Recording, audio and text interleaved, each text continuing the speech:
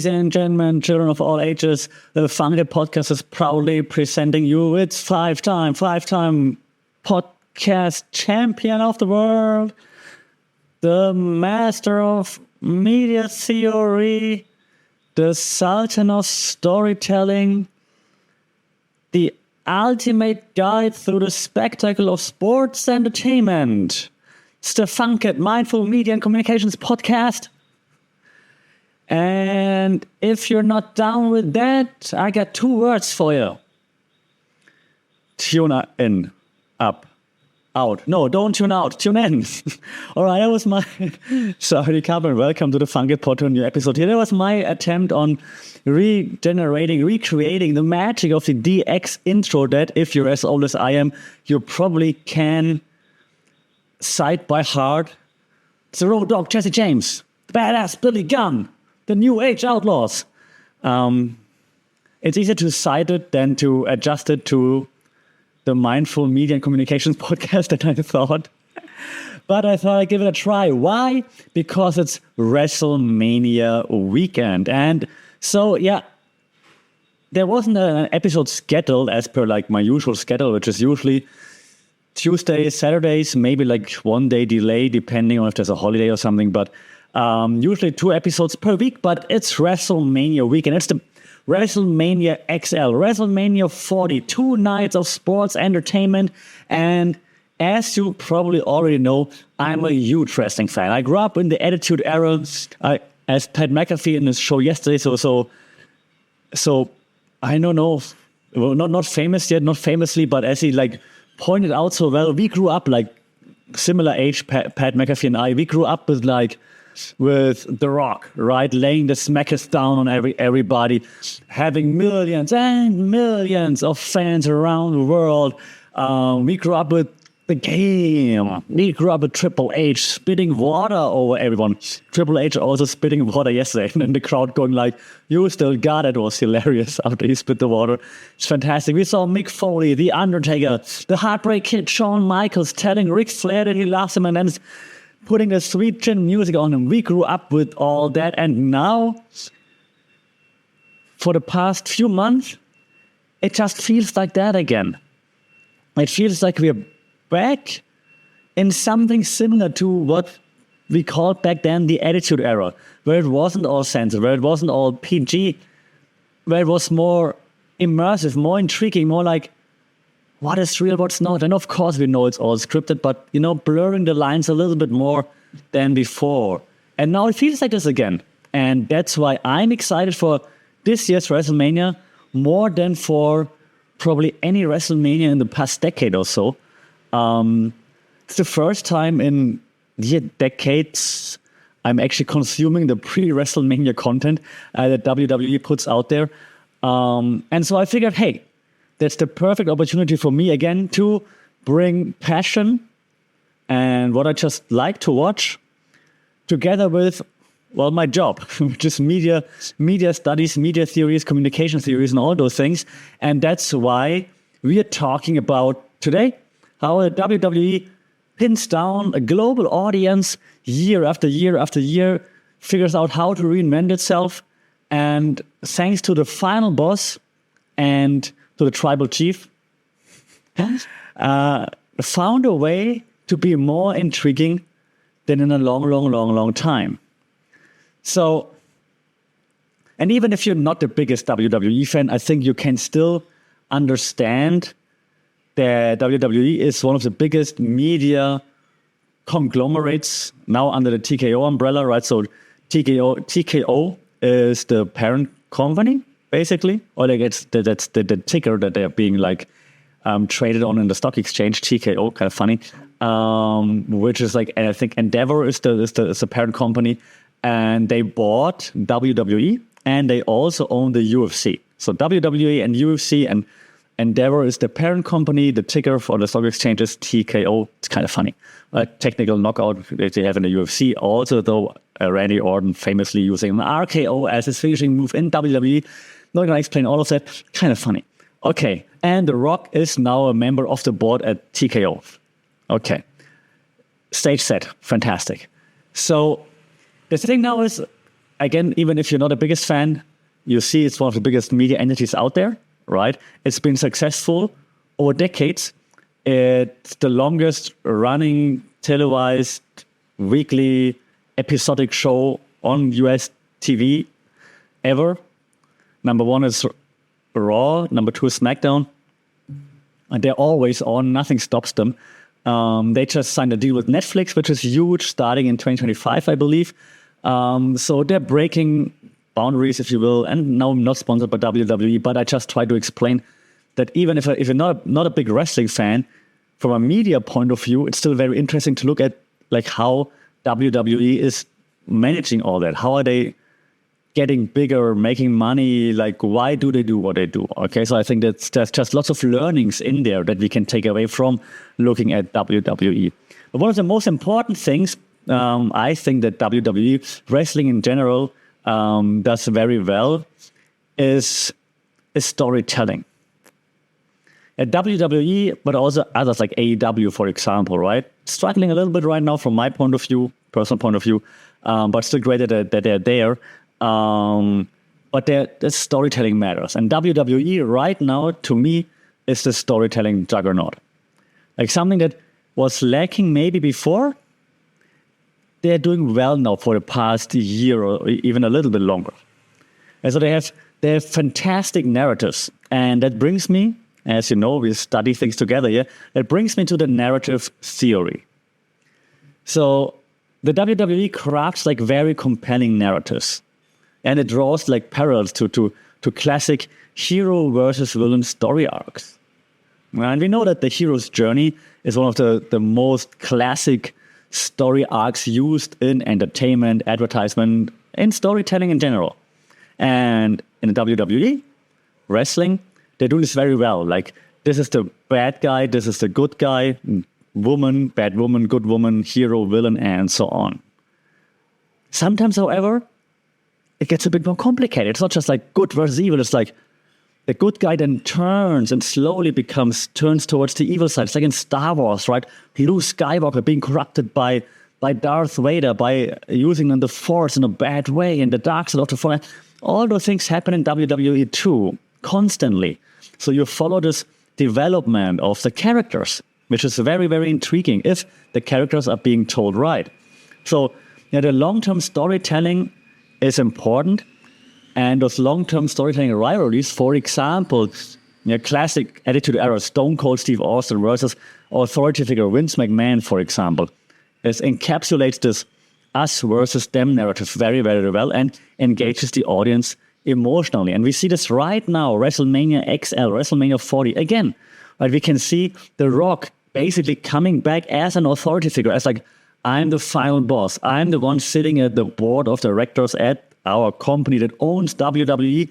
I make decisions. I'm saying I'm in the main event of WrestleMania. You shut up and you accept it. And now Cody Rhodes fights against the big boss, the mean guy who bullies his way into the main event picture, even though Cody Rhodes earned it, right? So you can see this is this us versus them once again.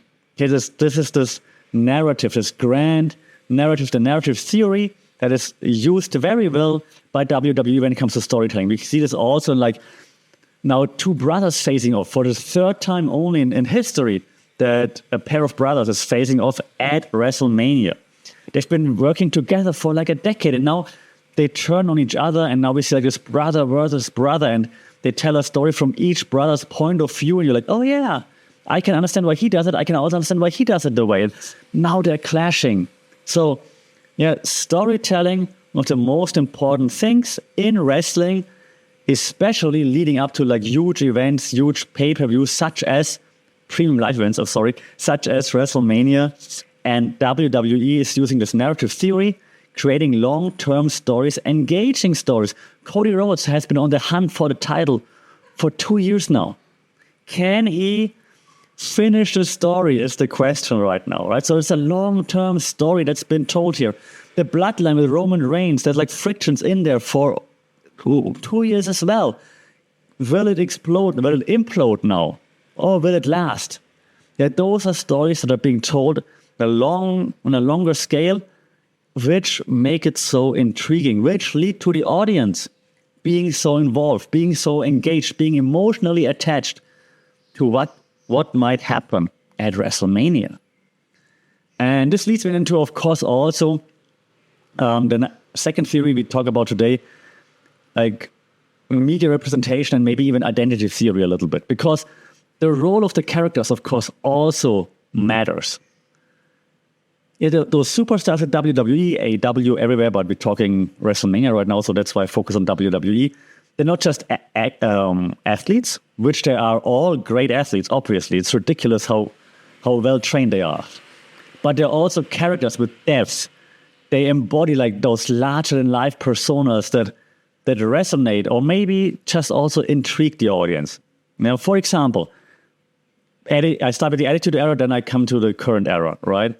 The Undertaker in the Attitude Era was like this mystical, dark persona that like just captivates the audience for decades because of this mystery around him. Like you hear the gong, it gets dark, everything is black, the steam is coming out, and like, oh, what's happening? Oh my God, that's the Undertaker. And I was like, oh my God, so crazy. But then you also have characters that you can identify with. You're like, yeah, this guy is like me. It's the underdog. Right now, for example, Sami Zayn facing Gunther, der Ringgeneral. And that's how you pronounce it, by the way, because I'm German and Gunther is Austrian. So we have the same language because Austria doesn't have our own language. Sorry, Austria. But Sami Zayn is someone that is like always the underdog. He doesn't look as intimidating, right? He looks like more like an average Joe, but he's fantastic in the ring. He tells the story very well. His facial expressions, his body language, and then he's beat down, but then he rallies up again. It's just like Rocky, right? And you can't help but cheer for him. So they're using different kind of personas, of identities to create different forms of engagement with the audience. Either you relate to the character and you're like, yeah, this person, this guy, this woman is like me. That's why I'm rooting for them. And we also have the same thing in women's wrestling, of course. They have the underdogs right now. Becky Lynch, for example, is the underdog, right? She's the man, but she's coming back to face like a very dominant champion in Rhea Ripley. And you're like, oh, Becky's kind of like the underdog. People must have forgot about how good she was and used to be. And so now it's like, yeah, Becky, let's go, show her. And so this is this relationship to underdogs. But then you have like those larger-than-life figures. Even that's also connected with the type of music that come out to, for example. Right? Sami Zayn comes out to a banger that the audience wants to sing along. Like he's a good guy, like, hey, oh, everyone's singing. When Roman Reigns comes out, the longest reigning WWE World Heavyweight Champion in history, in modern history, I believe, like 1,000 whatever days. Like his music is not to sing along. It's like, oh, I know what's coming. Oh, Gunther, der Ringgeneral, right? Intercontinental champion, over 1,000 days reigning as well. He's the bad guy. There's nothing to sing along with the song. He comes out and it's go like, and you're like, oh God, the German-speaking dude is coming. So those small little intricacies, right? They lead to this overall perception of the characters, the representation of different characters within that setting of WWE, AW wrestling, WrestleMania. This leads me then to one of my favorite theories. And if you study with me or if you're like in media theories, you know the guy, Sean Baudrillard. What did Sean Baudrillard talk about? 5, 4, 3, 2, 1. Hyper-reality, exactly. So Sean Baudrillard, hyper-reality theory. Yeah, WWE is the perfect example for hyper-reality. Like WWE blurs the lines between reality and fiction. And hence creating this hyper-real experience where, of course, it's scripted what's going to happen in wrestling, but it is acknowledged and it is celebrated and then kind of taken for face value. Then you see The Rock and Roman Reigns appearing on Jimmy Fallon's late night show and talking about the main event of WrestleMania. So it's like, but wait, it's fake, but now you treat it like it's real. Like, what is real now? I mean, I know wrestling is fake, like scripted, and the outcome is predetermined, but do they really dislike each other? Is it really like that? And now more wrestlers also using their real names or parts of their real name when it comes to wrestling. You're like, okay, so maybe it's more real than I thought. Even then they have reality shows as well on WWE Network, right? So you see like The Miz and Maurice, his wife, for example. You see Bianca Belair now with her fiance, husband, I think, I'm not sure yet. Also, so like, okay, now I see their real life.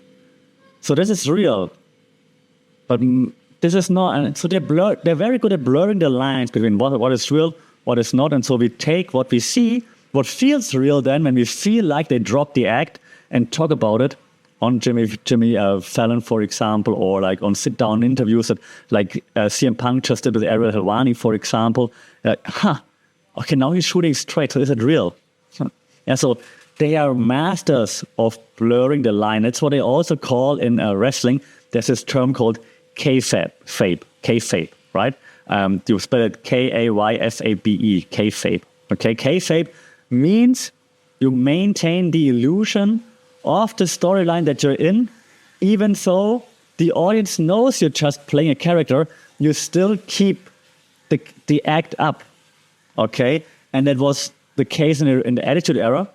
Then slowly it like faded away, like when John Cena was doing like all the Make-A-Wish things, and people are like, no, actually, I'm just acting. I'm not a real bad person. And now slowly it's coming back, like with The Rock, for example, on social media, insulting, on his personal social media, still insulting people, right? So he's playing up to the act that he's portraying. Okay, so that's now like kayfabe kind of coming back again, and hence blurring the lines even more. Is The Rock really a bad guy now? And now his social media comments, like all full of people rooting for Cody Rhodes. Now, after his appearance on Fox News, that's something completely different because maybe he actually is a bad guy. But we will discuss it in a different episode. Because that's kayfabe. And what they also do very well at WWE is, of course, communication, right? So they lay the global smackdown on all communication channels, basically. And this leads me to like the theory of like global media impact and also cultural imperialism, which you should be familiar with as well. Yeah, WWE uses various media channels. One might even say they use transmedia storytelling, TV, online streaming, social media, live streaming to reach and maintain their global audience, which is smart. As we also know, transmedia storytelling theory tells us that you don't distribute the same content on all the channels, but you utilize channel-specific strengths to then produce and send out different formats of their communication media within the same story framework, so to speak, within the same narrative though, okay? And well, one example would be like the WWE Network, for example, and its role in like distributing content globally, which of course breaks down global barriers and it creates like this universal audience. Everybody around the world can consume the same kind of WWE content. So it's not restricted to US only, for example. And well, since we're at like talking about like the Mount Rushmore of media theorists, let me add one more, Henry Jenkins.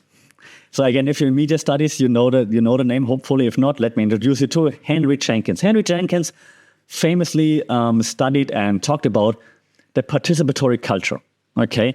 And WWE obviously is doing a great job at cultivating that participatory fan culture. Yeah, you have the encouragement of fan participation on social media, of course, like you can vote for stuff and you, of course, you can leave feedback and whatnot. But at live events, you can meet and greet the superstars. There are events you can win stuff. You have fan votings for stuff. So they're very high on engagement. And two examples, again, like one from a way back, and then one current one.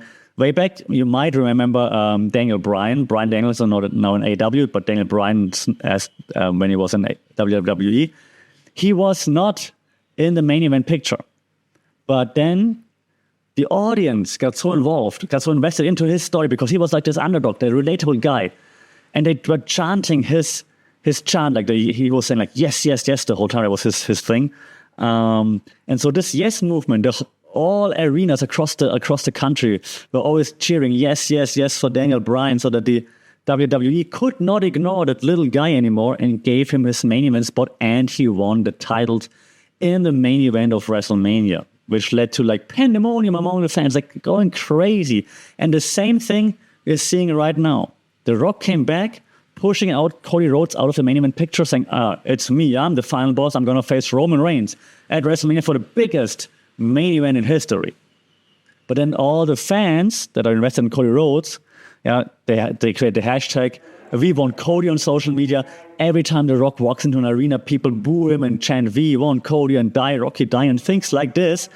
So that now the WWE said, okay, we cannot ignore that. They clearly want Cody Rhodes, so now they created this new main event of night 1, The Rock and Roman Reigns versus Cody and Seth Rollins. And then on day 2, you have Roman Reigns versus Cody Rhodes for the titles.